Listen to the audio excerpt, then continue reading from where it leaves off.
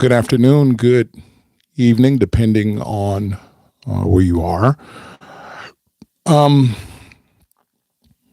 yeah, I'm giving YouTube Live a try for the first time on a mobile device, and as per usual, it's pop up, it's impromptu, not planned, but nonetheless, here I am. I hope that wherever you are, that you are well, you and yours, and that you are at least somewhat remotely happy and healthy, as well as can be hoped or expected. I decided to jump on here today because I actually received some really nice inspiration from a really good friend of mine. A shout out to my good friend and brother, Jeremy Vonner. And he posted something about the Torah portion from the week that was. This is Sunday. This is the first day of the week. And so from the week that was, the Torah portion came from the book Deuteronomy chapter 7. And that Torah portion is called Akev. Akev spelled with an Ein, Kof, and a Vet. Akev.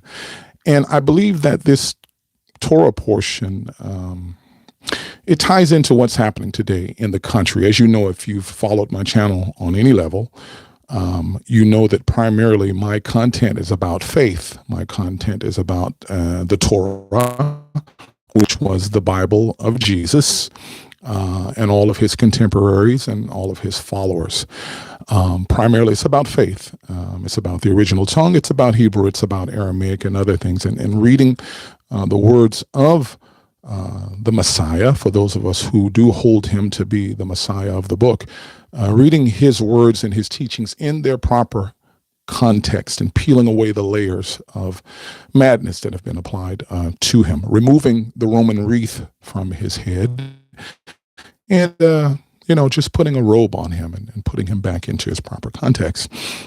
I believe that this parashah relates heavily to what's going on in the country today, because again, there is a misunderstanding of what reciprocity is. Reciprocity. There is an expectation that when you are in agreement or when you are in covenant with someone, anyone, whether it's a business deal or whatever, an arrangement, that there is an expected reciprocity that comes along with that agreement. And this is where I believe that we have failed in this country, and that we need to truly go back to the book. As of late, everything has been performative. Everyone wants to have bumper stickers that say, "Not of this world," as they extend a finger out the window to greet you. You know what I mean. We want to have slogans that says Jesus is King, but by the same token, we don't want to live that life that follows truly to what it is that he has taught. So again, I only started recently talking about things of a political nature because I believe it is an imperative now. I believe it's an imperative now, regardless of who you are. I am an everyday Joe. I am an electrician, construction worker. I am not a political pundit. I don't have a bunch of diplomas or paperwork touting my education on the wall behind me anywhere within my house. But I do believe that if we stay silent at a time like this, and if we don't stand up for what the faith truly is, then we will find ourselves in heavy peril. So I just want to share a couple of lines from the Torah about the portion, or the Torah portion, that was just recently. And it's very plain and simple. The understanding of covenant has been hijacked by modern day Christ-believing Christianity. They have hijacked the understanding of what a covenant is and what a covenant requires. There is reciprocity expected. There is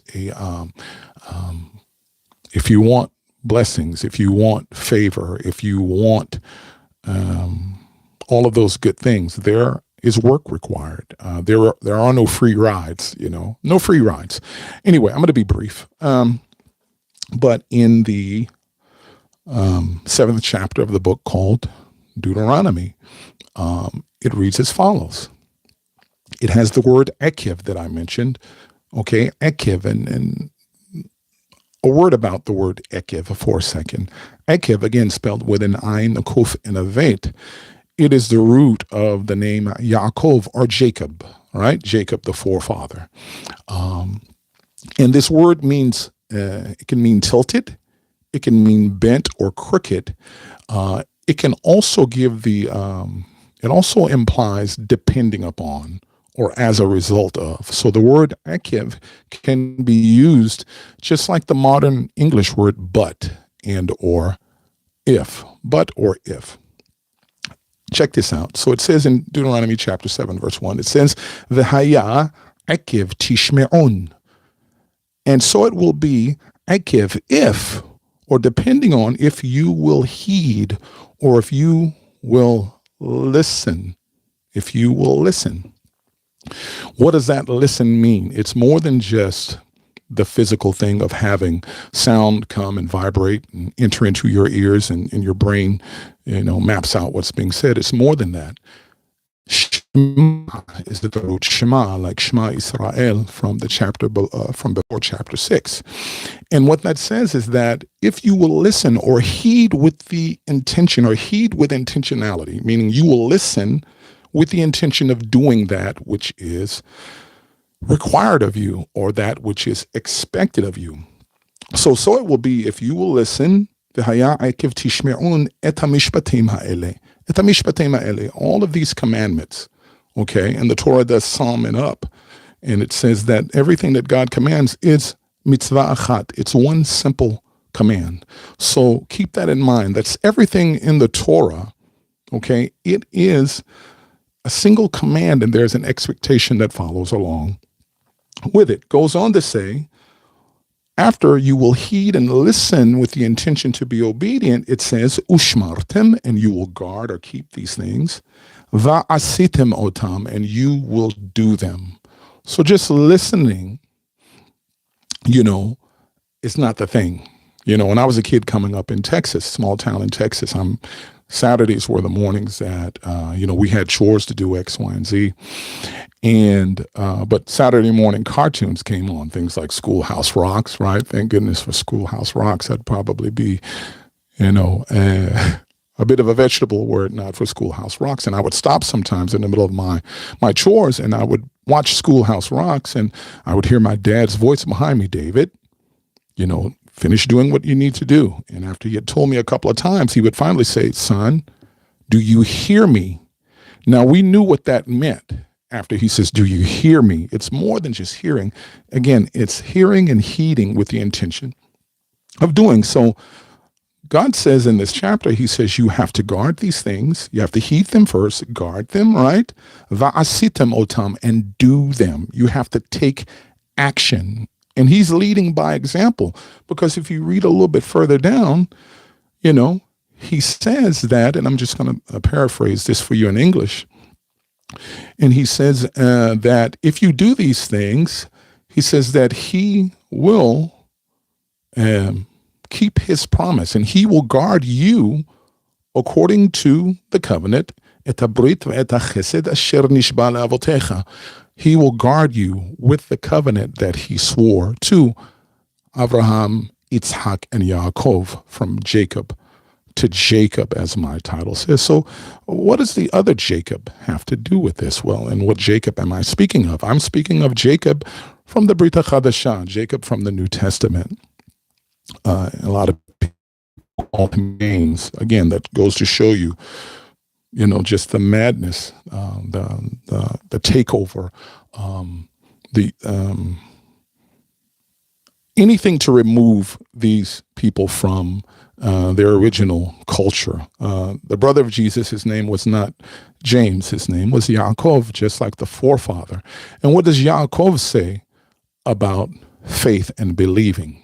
He says that if you believe but you don't act, if your belief is not coupled with doing, right, then it's dead. It's empty and it's nothing. Okay, you have to do something. You have to do something. So overall, why am I bringing this up? Because in summary, I'm talking about the fact that the entire Torah, again, regardless of how people feel about, well, these are old things, these are X, Y, and Z. There are some things that apply today that simply don't apply. I would agree with you with a lot of those things. A lot of the commands have to do with geography, where you are, what time of year, what your social standing is, or what part you play in the role of the people of God. But what's being missed here overall by America's form of Christianity is that there has to be a reciprocity, and God has, he has a prescription for how people should deal with their fellow man. If you think about in the book of Matthew, a young man walks up to Jesus and he asks him, he says, Rabbi, my great one, he says, Ezo hi mitzvah hagdola b'chol Torah. What is the greatest commandment in all of the Torah? And Yeshua answers him from a chapter before what we just read from here. And Jesus' answer was, Shema Israel, Shema. Heed, obey Israel, Adonai Eloheinu Adonai Echad. God is one and one alone. There is none besides him. And then he answers, continues, he says, Ve'ahavta et Adonai Elohecha, and you shall love the Lord your God b'chol levavcha, with all of your heart, b'chol nafshecha, with all of your soul, u'v'chol meodecha u'v'chol sichlecha, and with all of your resources and with all of your mind. He says that's the first greatest commandment. And then the second one Yeshua follows, and he says this, and it destroys modern day Christianity's understanding of covenant. He said the second one, v'hashniya domala, is similar to the first one. Ve'ahavta et ra'ocha kamocha. Love your fellow man. Love your neighbor as yourself. Is love pulling a woman off of a table after she just successfully gave birth and they barely snipped the umbilical cord and arresting her and taking her to a detention center? Is love terrifying women and children with masks on your face, jumping out of moving vehicles and snatching people away without showing a badge, without showing anything? Is love getting rid of social programs like Meals on Wheels and telling old people, well, cans of Alpo and Kennel Ration Tender Chunks are in your future. Feeding you is wasteful spending. Is love taking away health care for millions of people in this country? Why? Because you need to give more money to those who have more money than everybody else. Is love starving men, women, and children in Gaza? No, it's not. It's not. It is diametrically opposed to the teachings of Christ. Do we have to deal with crime? Of course. Do we have to deal with people who would purposely go out of their way, who are bent, who are people who have chole nefesh, a sick soul, that wake up every morning thinking about how they can commit crimes, how they can commit crimes against women, crimes against children? Should we work tirelessly to get rid of this? Absolutely, we should, but we have to start in our government first. Both sides of the aisle. Both sides of the aisle. We have to start where these things are, but we cannot randomly just choose to drop out and jump into the populace and remove people we don't like. Where are the raids in the major cities in the United States where the Irish live? Where are the raids in the major cities in the United States where the Italian and where the Russians are? You notice there are no raids, and these people actually have the highest number of people who are in violation of immigration among them. Much higher, much higher. So covenant, and I said that God leads by example when he does things. He leads by example because he says, if you will obey, then I will in turn give you X, Y, and Z according to the promise that I made. But there is an if. There is an if. You have to heed his words. And Jesus summed up the entire words of the Torah with his response to the young man. Love the Most High God with all your heart, mind, soul, strength, and resources, and then love your fellow man as you love yourself. That's it in a nutshell. That in a nutshell. I feel as though a lot of us have shied away from talking about certain things, especially world affairs and current world events. And we shied away from them because, hey, let's just face it, there are shadow bans on this platform where you're doing X, Y, and Z, and your analytics fall through the floor and your engagement falls to the floor. They're not going to push it. They're not going to recommend it. But it doesn't really matter, because at the end of the day, if one person hears and they can take something to heart, if one person heeds and really heeds and can take it to heart, then the job has been done. Anyone else who comes along and that can hear, that's gravy. That's extra. It's extra. So yeah, that's my admonition for today. By and large, is that we have a heart problem in this country, a lack of a heart. And there is a lot of performative things going on. It is more important now today to say that Christ is King, while at the same time, the people who are pushing morality as if they are the leaders and that they have the greatest moral compass, they are being caught doing the exact things that they are jumping up and down and screaming about.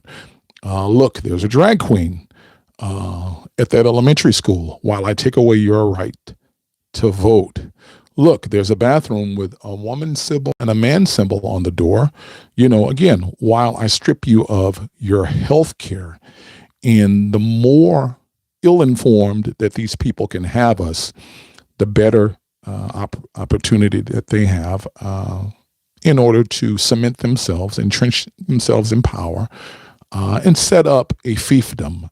Fascianity, ladies and gentlemen, is here. Fascianity is here, and it is the long religion of this country. It's just becoming full blossom now, and we can see it. It's in front of us. We are on the cusp of X, Y, and Z. There's no such thing as that. We are here in a situation to where we have people who are in love with performance, saying things, looking a certain way, dressing a certain way, dropping certain catchphrases, but more senator types and more state senators and representatives in X, Y, and Z have been caught, again, doing things that, again, are diametrically opposed to this book, okay? But they're being caught doing these things. You may have heard stories about during the one of the Republican National Conventions that Grindr crashed a couple of times. All of these things that are going around. Again, if you live in a big glass house, you probably, shouldn't sling stones. Anyway, I digress. That is pretty much all I wanted to share here today, and I didn't want this to go beyond 15, so I see that I'm creeping up toward 20 minutes. But yeah, that's my admonition. Don't be silent when so many things that our ancestors have fought for are being stripped away. These people are systematically destroying and taking away our rights to vote. They are erasing the history of people who look like me and share my hue. They are molding things in their image, and they have a power grab in place with an uber majority in the Supreme Court. And a lot of them, again, are these crazy Handmaid's Tale, butter churning, milkmaid, religious wackadoos who don't even understand the book that they're wielding. And they've taken it out of context. They have brainwashed a couple of generations with it, and they are in line to be in power for a very long time. What are you going to do from your corner of the world? What am I going to do from the East Bay here in Northern California? Well, it's going to start by speaking up and speaking out and defending my faith. I cannot and will not attempt to push it down anyone's throat or beat anyone with it, but I will defend it in the face of people who mean ill and people who do not represent the God of the Hebrew Bible, nor do they represent the Messiah whom he sent. So having said that, I hope you guys have a great week coming up, and that you take care of yourselves and be informed and have conversations at the dinner table and have conversations with your kids. All the way around. Stay prayerful and keep the faith. Let's prepare once again to knuckle up. Take care, everybody.